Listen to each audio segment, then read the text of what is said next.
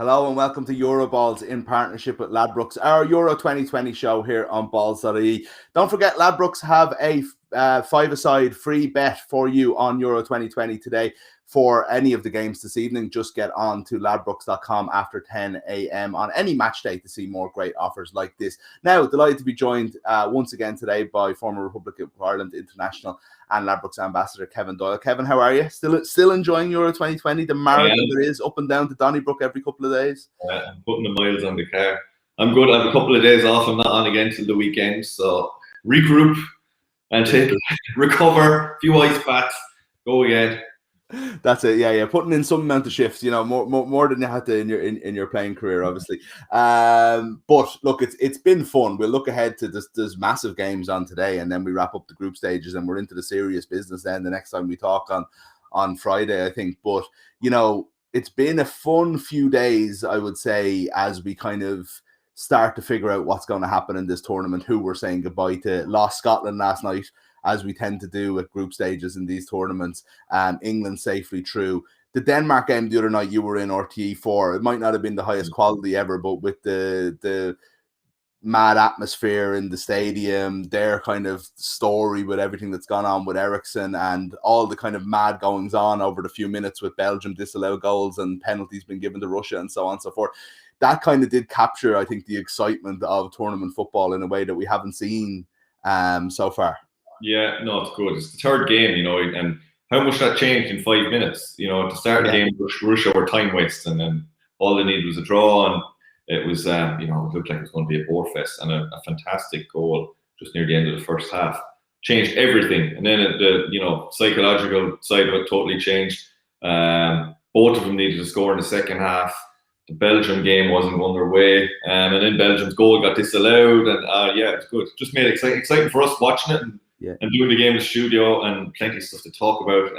The first couple of games in each group can be a bit like, you're just waiting to see what happens. And now it starts to get serious, and you see who are the teams. Denmark were fabulous in that game. Just the energy in the second half, kept going for it, got a fourth goal as well. So delighted for them. They deserved it, obviously, everything that happened to them. So yeah, it gets interesting now. It takes a lot of effort to get rid of 6 teams in the Euro. Finally starting to see a bit of light. We'll talk more about Denmark, I suppose, on Friday, because they're playing Wales on Saturday. But I don't know. I mean, they obviously ran out of legs against Belgium in the second game. But there was a half an hour there where I was thinking, this is a team that could go a long way here, if they can keep this up. And obviously they did the job again the other night. There's something about the energy of that team at the moment, even without such a great player in Ericsson, that they're going to be dangerous, aren't they? I can see them definitely getting past Wales, and then you don't know what happens after that. I just hope they stick with the sort of energy game plan they've done. Their high press against Belgium. Belgium did not know what hit them in the first half, to be honest with you. The only problem for Denmark, they didn't take their chances. They could have been 2 or 3 up, and Belgium, it didn't matter about bringing on De Bruyne then. It would be too late. But it was only 1-0, and Belgium managed to regroup at half time and sort of figure out the high press. A team hasn't high pressed at Belgium in a long time like that. And really, they didn't know. They hadn't a clue how to figure it out, what to do. Then they bring on De Bruyne and Hazard, and they show a bit of quality. They still only had, I did that game, they still only had 5 shots in the whole game. Belgium. Very unusual for them. Denmark should have won it. But yeah, nice to see a team. I suppose we can relate to a little bit. We played them a few times. We don't have maybe the couple of quality players they have, but in general, it would be very similar that you can go and do well at these tournaments and play good football and play a little bit different, not play like everyone else. Yeah, absolutely. Yeah. And look, I don't know. I know I'm talking about them a lot, but they're obviously the story of the tournament. But, I think maybe Portugal and Germany might have been the highlight in terms of a game. We'll obviously talk about both of those teams a little bit more because they're playing today. But before we do move on to the games ahead, England obviously were safely through before last night, but another 1-0 win, another sterling goal. They've scored 2, conceded 0 in 3 games. I know our account tweeted out last night that they're greasing their way through this tournament. I don't know about that, but it felt to me last night that England played very well. This was them coming alive in the tournament for 20 minutes, scored a goal, and then went back into their shell again and started playing with fear. Yeah. Do you agree with that, or is it unfair?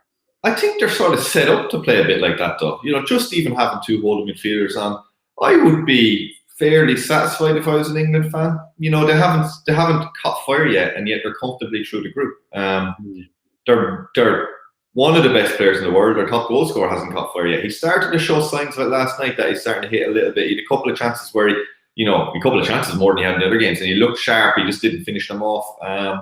No, I'd be satisfied enough. England, I think, they got a lot of criticism after Scotland game, but that was a unique game, as in Scotland playing a derby game in Wembley and putting everyone behind the ball and fighting for every single thing, and like a real cup type game. So you can write that one off. The first game they were quite good against Croatia, professional, win the game, first home game or their first win at the start of the tournament in a long time, I think, in the group stages. So you can look at everything negatively, you can look at everything positively if you want to put a shining light on it. But I think you'd be, I don't know, not conceding goal, you'd be pretty happy for England. Expecting some of their star players to fire a bit more, I suppose, as the tournament goes on. But for a team who hasn't really been playing well, you'd be fairly happy with them, I think. There was a lot of debate before last night as to whether, nobody I think expected the team to throw a game, but whether they'd be happy with a point, finish second in the group. And I mean, my argument was, you finish second in the group, you play on Monday, which means that you don't have Mount or Chilwell, which is another story and a ridiculous thing in itself. But, and it would mean leaving Wembley and going to Copenhagen, but it would mean playing either Spain, Sweden or Slovakia or Poland, I should say. Or you stay at Wembley. You play a day later, which means your players are available to you, but you have France, Germany, or Portugal. My argument was you stay at Wembley and you go and you try and go and win this tournament from the front almost. And also, but the main reason I was thinking of that was because last night was an opportunity to get their mojo back and go and lay down a marker. And in the end, they topped the group, but didn't do quite that. And I just wonder where that leaves them. In a weird way, it's almost changed my opinion that I was held very strong yesterday, which they should go out and top the group. There's the argument, listen, if they're going to get far, win the thing, they're going to have to play a good team in the next round or in the semi-final or whatever it might be. So you might as well play them now. There's no right or wrong answer. If they go and win the game, if they come first now and win the next round, well, then it's the right thing. If they lose, everyone say, well, they shouldn't have done that. But I don't think you can go into a group. I don't think you can go and think, I've never been in a game, no matter what the outcome, we're going to be better if we lose this, lads, or better. You have to go out and try to win. And it's just the look of the draw of the tournament where they have to go now, and the tough group and the tough game they have coming up. But no, I think it's just better for everyone. You go win the game. Listen, go and win the next one. And yes, as I said, they're at home. The whole COVID thing with the two lads is just embarrassing for whoever came up with the rules. To be honest with you, how that is.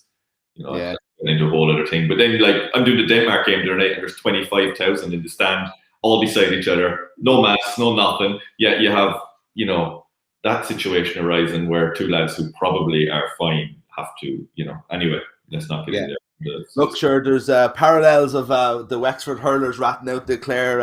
Sorry, I won't say anything. A bit like that, actually, wasn't it?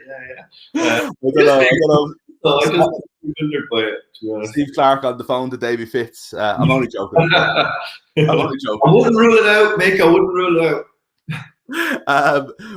We're left in terms of that obviously England. I don't want to dwell on them too much, obviously, but I mean, it is for right or wrong, on whether people are supporting them or completely against them, as we've talked about in the past.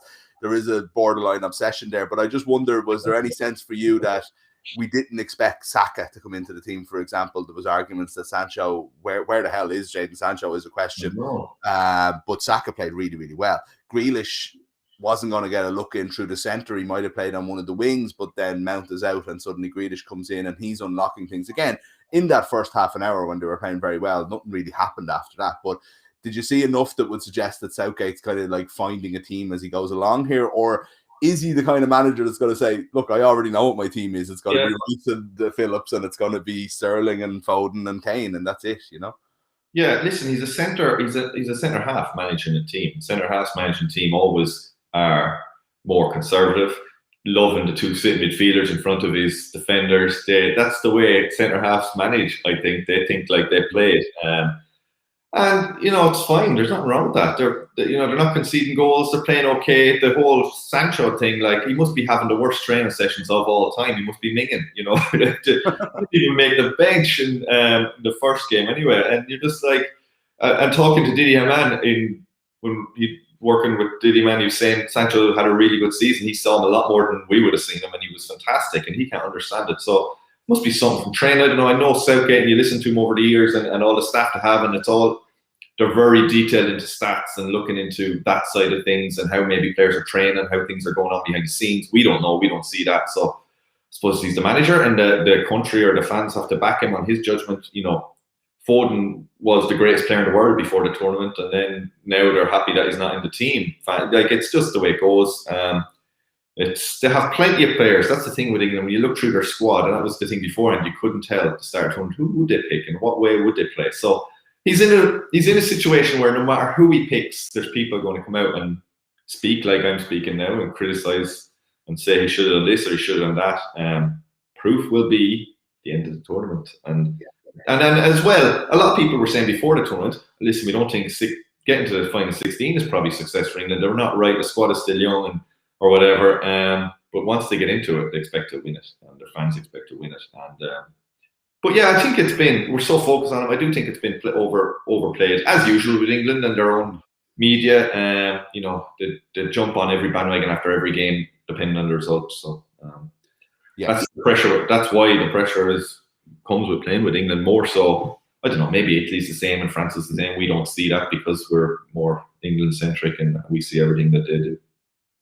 Yeah, absolutely. Yeah, two very, very high highs and very, very low lows, and often it's somewhere in between. But they are going to play whoever finishes second now in Group F, which was always the group of the tournament. We'll see how it concludes tonight.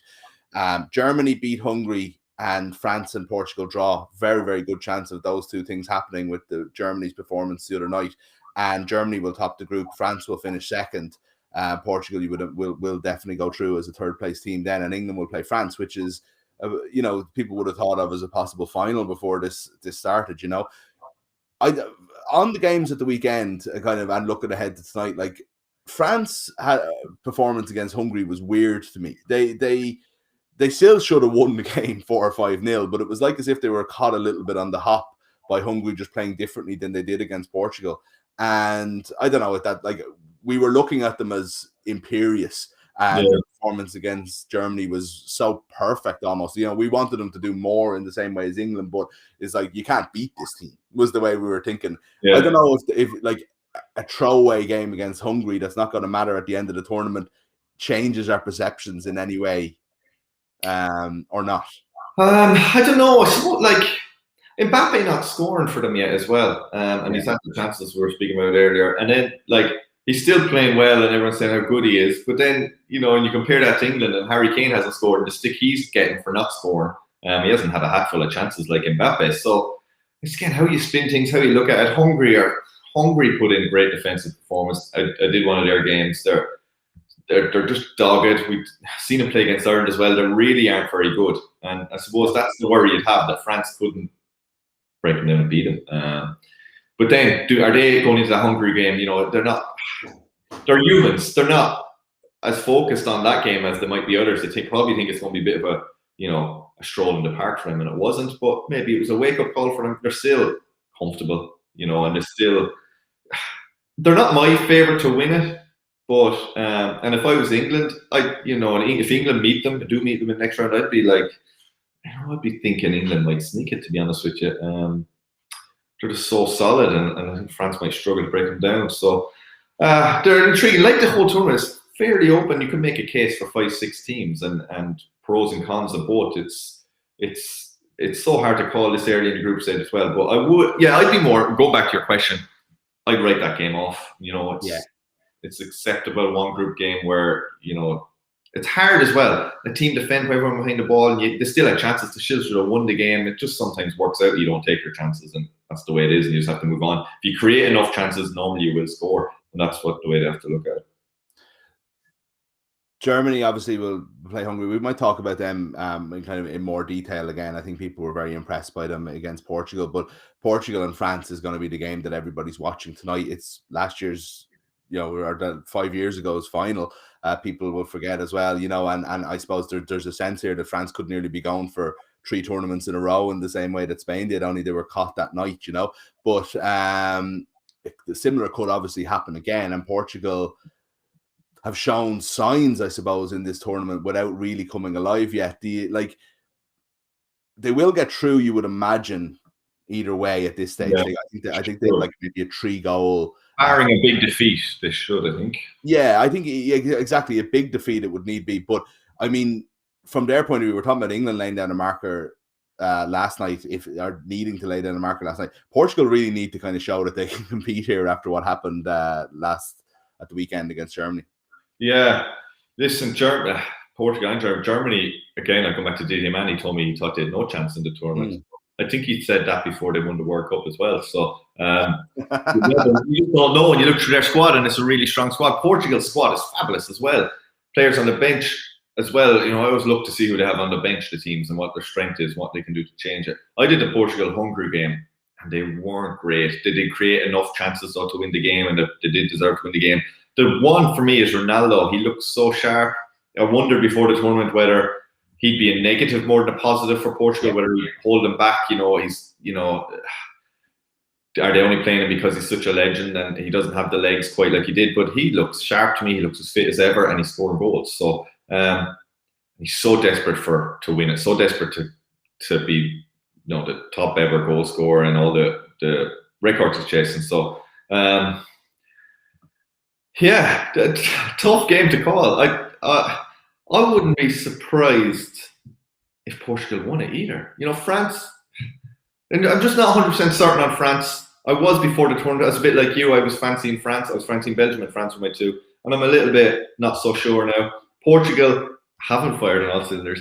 But I just think there's a story there with Ronaldo maybe that he can be the last big swan song. Now, I'm saying it's his last big swan song. He's going to be, wanting to go to the World Cup and be playing there at 38 or whatever. So I wouldn't totally write him off. He'll probably fool us all and turn up for that as good as ever. But Portugal has such a strong squad. I don't know, Mick. There's no point in me telling you either or the other because they're both. Anything could happen. And then we're just hypothesizing here on two really good teams who both play well. If Portugal play well, they can win the game. If France play well, they can win the game.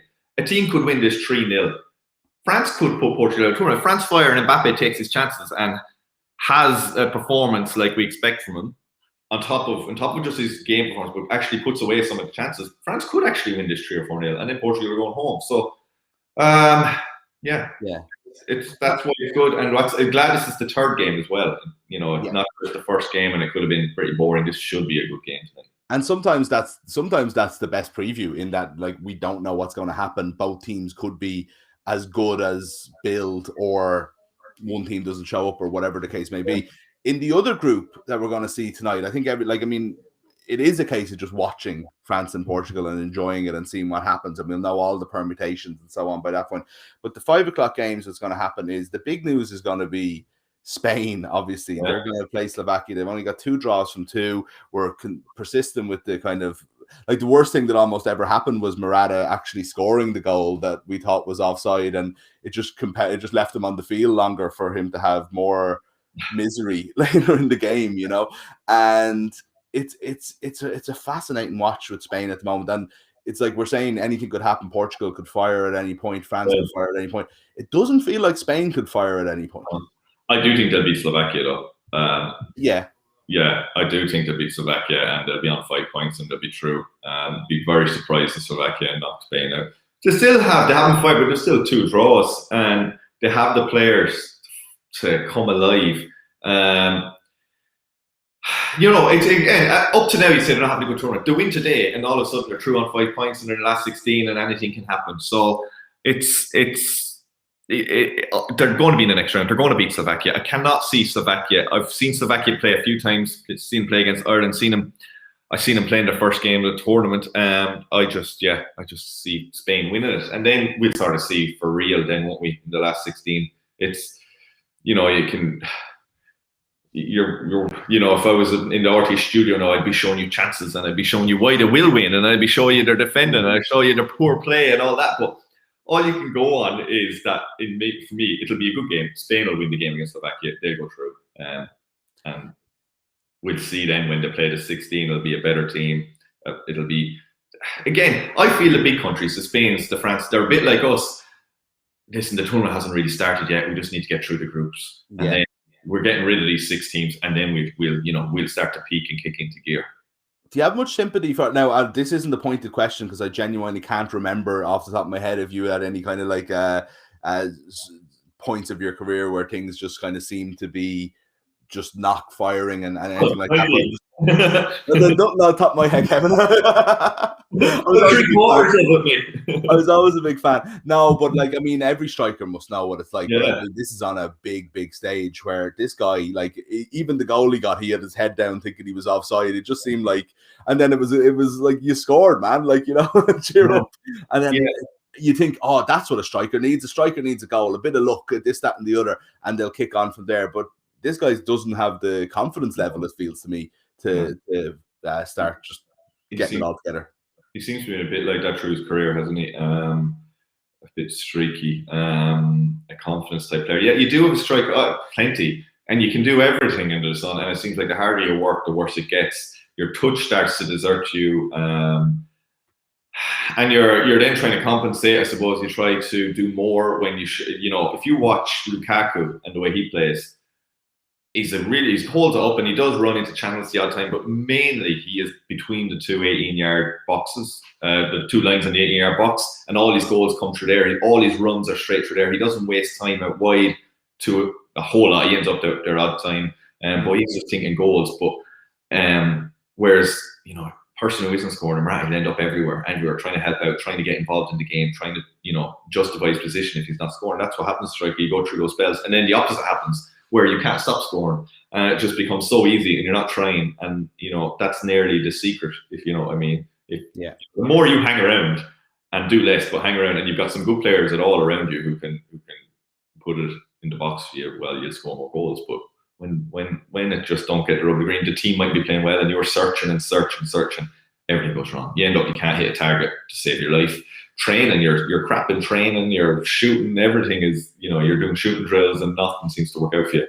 But you just keep going and hope it turns, and it does turn, of course, but it's just sticking at it. And as I said, the secret, or not the secret, but not trying too hard, which is sort of counterproductive as well. Resisting that temptation almost to go and make it up in other ways. Yeah, of course. Well, look, it'll be fascinating to watch him. The other game in the group, I think equally, we won't spend our time's basically up here, but Sweden are through. Poland have to win to join them, and probably Spain.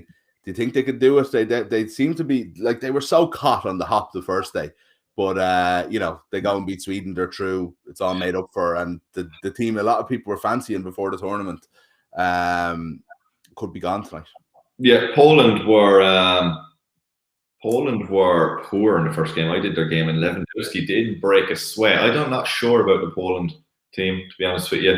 I just different signs. They came out of tunnel at half time in that first game, and he's meant to be their captain, and he was just dawdling out like 30 seconds after everyone else. And they'd had a really poor first half, and you think, you know, everyone's expecting him to be one of the top scorers in the tournament. He was a superstar, brilliant player, but he looked to me like he was just pissed off that no one around me is good enough to supply me here, and that sort of feeling that doesn't bode well for a team. But listen, it might be different tonight against Sweden. You don't know, but I worried when I saw that in that game. You're always looking for little things that might be reading way too much into it, might be nothing about it, but that's just the way I felt after that game. Yeah, so possibly Sweden to knock them out tonight. Then if they don't get the win, they're like Scotland last night and Croatia. A win or out. Did you like Luka Modric's goal last night? Did you? Nice, wasn't it? It was just the technique outside of the foot, and like not smashing it, just nice and casual into the corner. I think I was watching Liam Brady saying he thought it was the goal of the tournament. Your man Schick mightn't